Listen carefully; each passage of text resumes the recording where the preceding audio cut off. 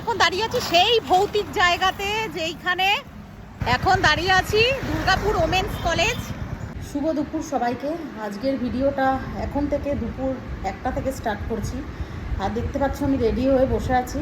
এখন আমি যাব দুর্গাপুর কোর্টে, কনজিউমার কোর্টে। আমার যে ওই পেট্রোল পাম্পের মালিকের যে পয়সা নিয়ে যে আমাদের কেসটা চলছিল, সেটা আজকে 12 তারিখে ও টাইম দিয়েছিল দেওয়ার জন্য। তো সেই জন্যই যাচ্ছি কোর্টে। দেখা যাক ও আদৌ আসে কি না পয়সা দিতে। না ও আমার নামে হাইকোর্টে কেস করবে, না সুপ্রিম কোর্টে করেছে। হ্যাঁ, সে কথাই বলে না, চোরের মায়ের বড় গলা, সেইটাই হচ্ছে এখন। তো দেখা যাক যে কি হয় না হয়। যাবো ওই জন্য তো বসে আছি রেডি হয়ে। মোনা গিয়েছে একটু আসানসোলে, তো মোনা আসলেই আমরা দুজনা মিলে বেরিয়ে যাব। আমি তো রেডি হয়ে আছি, 2টোর ভেতরে ঢুকতে বলেছে। এখন 1টা তো অলমোস্ট বেজে গেছে। আর খাওয়াও হবে না এখন কিছু, সকালেই যা ব্রেকফাস্ট করেছি তাই। একেবারে ওষুধটাও নিয়ে আসবো দুর্গাপুর থেকে। আমার ওষুধ পাওয়া যাচ্ছে না, একেবারে হেলথ ওয়ার্ল্ড থেকেই ওষুধটা, ওখানকার ফার্মেসি থেকেই আনতে হবে। তো রেডি হয়ে বসে আছি।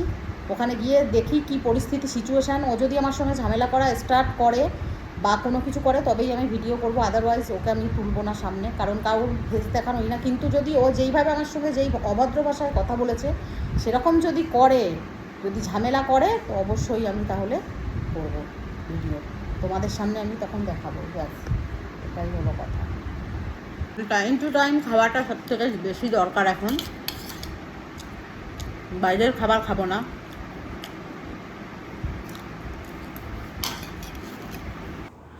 আমি তো খেয়ে দিয়ে রেডি ছিলাম। মনা বেরিয়েছিল আসানসোলে, তো আসানসোল থেকে এসে পরেই আবার আমরা দুর্গাপুরের কোর্টের জন্য রওনা দিলাম। তো মাঝখানে একটু দাঁড়িয়েছিল, ওর ফোন এসেছিলো, তো ওই জন্যই। আর এখন আমরা ক্রস করছি সিটি সেন্টার বাস স্ট্যান্ড। এখান থেকেই কোর্টটা পাশেই একদম। আমি তো জানতামই না যে কোর্টে যাচ্ছি আদৌ, কিন্তু এমন এক খচ্চরের পাল্লায় পড়েছি যাকে আমি সিলিন্ডার দিয়ে যেন আমি আফাতকে নেমন্তণ করেছি। কোর্টের কাজ আমাদের কিছুই হয়নি, উনি আসেইনি ভদ্রলোক। এতবার ওনাকে চিঠি করার পরেও আজকে ডেট ছিল, তার সত্ত্বেও আসেনি।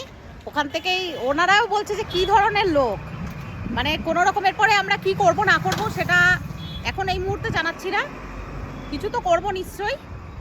আজকে 12 তারিখে ডেট দিয়ে আজ 9টা মাস হয়ে গেল। 9 মাসে আমার টাকা, আমার ন্যায্য টাকা আমি নিলাম না। এই তো আমাদের জগৎ। আবার ভিডিও করলে দোষ, ভিডিওটা করেছিলাম বলে প্রুফ। তো এখন হেলথ ওয়ার্ল্ডে এসেছিলাম, মেডিসিনগুলো আমার নিলাম। মেডিসিন, এখানের মেডিসিন অন্য কোথাও পাওয়া যাচ্ছে না, তো ওই জন্য মেডিসিন নিলাম, নেওয়া হয়ে গেছে। এখন একটু দেখি ছোটো মাসির কোয়ার্টারে একটু যাব, তারপরে একটু দেখা করে বাড়ি চলে যাব। আর অন্য জায়গায় আমাদের ওখানে মেড প্লাস অ্যাপোলোতে খুঁজলাম ওষুধ, কোথাও ওষুধ পেলাম না। এখানকার ডাক্তারে যেটা প্রেসক্রাইব করে সেটা এখানেই পাওয়া যায় ওষুধ। আমি তো মাথায় ওষুধের দাম শুনে 1 মাসের ওষুধ 2500 টাকা, 3 মাসের আমার ওষুধ লিখেছে কন্টিনিউ। সুগারটা ওষুধ বন্ধ করে দিয়েছি, কিন্তু তাও দেখছি সুগার টেস্ট করালাম, এখন 197 সুগার আছে। তো সুগারেরও ডাক্তার দেখাতে হবে। যাই হোক, লিভারেরটা তো দেখিয়ে হয়েছে কাজ। তো ওষুধটা নিয়ে নিলাম, ওষুধ এতদিন পড়েনি। আর আমার ওয়েট কমেছে 1 কেজি, 1 সপ্তাহে আমি 1 কেজি ওয়েট কমাতে পেরেছি। এটা হলো বিশাল বড় একটা আমার কাছে জয়লাভ, যে আমি ওয়েট ফাইনালি 1 কেজি হলেও কমিয়েছি 1 সপ্তাহে। তো যাই হোক, এখন যাই মাসি বাড়ি, একটু দেখা করবো, করে তারপরে বাড়ি যাব। আর ওই ব্যাপারটা কি করছি না করছি, করবো তো কিছু একটা, কারণ আমার ন্যায্য পয়সা আমি তো ছেড়ে দেবো না। তো সেই জন্য দেখা যাবে ওটা একটা কি করবো না করবো সেটা আস্তে আস্তে তোমাদের বলবো। কত রকমের সমাজে মানুষ থাকে। কি এখন দাঁড়িয়ে আছি সেই ভৌতিক জায়গাতে, যেইখানে ভূতের গল্প। আমি একবার ভিডিও পোস্ট করেছি, এটা কোনো গল্প নয় বাবারে, সত্যি একদম দিনের বেলাতেই গাটা ছমছম করছে। দুর্গাপুর ওমেন্স কলেজের এইখানে চারিদিকটা একদম শুনশান, শুধু কয়েকটা গাড়ি যাচ্ছে। দিনের বেলাতে এই অবস্থা, রাত্রেবেলায় তাহলে কি অবস্থা এখানকার আমি জানি না। আমি কখনোই রাত্রে এখানে আসতে চাইও না, আর তোমাদেরকে বলবো এসো না, খুব নির্জন একটা জায়গা। এখন দাঁড়িয়ে আছি দুর্গাপুর ওমেন্স কলেজ, যেই দুর্গাপুর ওমেন্স কলেজের ভূতের ঘটনা আমি একবার শেয়ার করেছিলাম, বা সত্যি আছে, তো সেটা তোমাদের দেখাচ্ছি। আমি কলেজের গেটটার এইখানটা কতটা শুনশান জায়গা সেটা দেখাচ্ছি। আমি যে এত বুক ফুলিয়ে কথা বলছি, কিন্তু সেটা দিনের বেলায় বলে তাই। না হলে এই দুর্গাপুর ওমেন্স কলেজে যা ভূতের তাণ্ডব সেখানে সামনে আমার মানে দিন ছাড়া রাতের দিকে আমার মোটেও সম্ভব না দাঁড়িয়ে কথা বলা। দাঁড়ানো তো দূরে থাক, এই সামনে থেকে এই রাস্তা থেকেও আমি যাব না, কারণ এতদিন শুধু গল্পতেই শুনেছিলাম যে হ্যাঁ ওখানে একটা ভূতের ঘটনা ঘটেছে, বা যারা রাস্তায় যায় বা রাত্রেবেলায় যারা যাতায়াত করে তারা ভূত দেখেছে। এই বড় বড় গাছগুলোতে অনেক অ্যাক্সিডেন্টও হয়, অনেকেই গাছের নিচেও ভূত দেখেছে, অনেক কিছু গল্প আছে। তবে এটা তবেই তখনই আমি বিশ্বাস করলাম যখন আমাদের নিজেদের রিলেটিভসরা এটা দেখেছে, যেটা হলো আমার ছোটো মাসির ছেলে আর আমার মেসো। একবার ওরা বাইরে থেকে বাড়ি ফিরছিল রাত 3টের সময়, তখনই এখান থেকে যাওয়ার সময়, এটা বেশি দিনের কথা নয়, এটা মাস তিনেক ঘটনা, মাস তিনেক আগের ঘটনা, যখন আমি একটা ভিডিও পোস্ট করেছিলাম এটা নিয়ে যে ওরা দেখেছে ভূত সত্যিকারের। ওরা যখন রাত 3টেতে বাড়ি ফিরছিল তখনই এখান থেকে যাওয়ার সময়তেই কিন্তু ওরা 3টে রূপ বদলানো একটা মানুষকে দেখেছে। যতই সামনে যাচ্ছে ততই আস্তে আস্তে মিলিয়ে যাচ্ছে, এবং লাস্টে ওরা কুকুর রূপে দেখে ওদের গাড়ির সামনে এসে, যেটা একটা মানে হরেবল ইনসিডেন্ট, সেটা আমি বলতে চাই না, আমার এখনও কথাটা বলতে গিয়ে আমার গায়ে কাটা দিয়ে দিচ্ছে, জানি না কেন। তো এইটা সবাই জানো, অনেকে হয়তো মানতেও পারো নাও মানতে পারে, তবে এটা একদম সত্যি, এটা কোনো মিথ্যা গল্প নয়। তো যাই হোক, সেখান থেকে সোজা বেরিয়ে চলে এলাম, কারণ এখানে দিনের বেলাতেই আমার গা ছমছম ছমছম করছে, রাত্রেবেলায় হলে আমি এখানে হার্ট অ্যাটাক হয়ে যেত আমার। তো ওখান থেকে তাড়াতাড়ি বেরিয়ে এলাম, এখান থেকে সোজা যাব আমার ছোটো মাসির বাড়ি। আমার ছোটো মাসির বাড়ি হলো রানা প্রতাপে।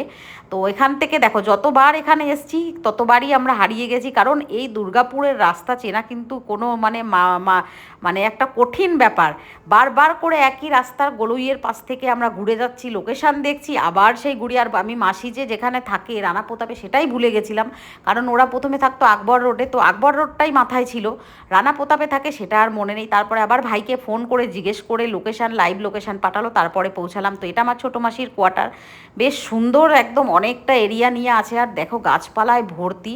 তো মাসি বাড়িতে দুপুরবেলায় খাওয়া দাওয়া করলাম, বিনবুলায় মেহরমান হয়ে এসছিলাম, ওদের খাওয়া দাওয়াও হয়ে গেছিলো। তো এসে পরে কি আর দুপুরবেলায় কারোর বাড়িতে আসলে কি কেউ না খাইয়ে ছাড়ে, তো ওইখানে খেলাম। মাসি রান্না করেছিল মোচার ঘন্ট, সোয়াবিন আলুর তরকারি, করলা ভাজা, মনা আমি দুজনাই খেলাম, খেয়ে অনেকক্ষণ সময় কাটালাম।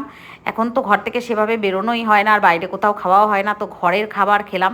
আর এই যে হলো আমার ছোটো মাসির ছেলে, যে দেখেছিল ওই দিন ভূত, আর মেসো দুজনা মিলেই দেখেছিল। ওরা সেটাই বলছিলাম যে ভাই তুই যে ভূতের গল্প বলেছিলি সেইটা আজ সেখান থেকে আজকে এলাম, আর আমার ছোটো মাসি দাঁড়িয়েছিল। তো ওই জন্য আর ওদেরকে তুললাম না সামনে থেকে, পরে এক সময় তোমাদেরকে দেখাবো আমি, মাসি মেসো যদি ওরা আসতে চায় তো অবশ্যই তোমাদেরকে দেখাবো। তো বাড়ি চলে এসেছি সোজা, বাড়ি এসে পরে দেখি দুয়ারের সামনে আমাদের টোটোতে করে একজন আসে, উনি ইডলি ধোসা এগুলো বিক্রি করে। তো ইডলি ধোসা ওই জন্য গুগলের জন্য নিয়ে নিলাম, কারণ গুগল আমার খেতে খুব কি গুগল পেপার ধোসা। বাবারে, কোথায় পেলি?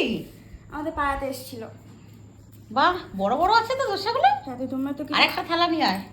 আমি খাবো না, তোমরা খেয়ে নাও। তোমরা তো কিছু খেয়ে আসো না, দাদা তো মনে হয় খায় নাই, তাই না দাদা ভাত খেয়েছে ছোটদিদের বাড়িতে, আচ্ছা গিয়েছিলাম। বাহ দারুণ তো, ধোসার সাইজটা হেব্বি সুন্দর।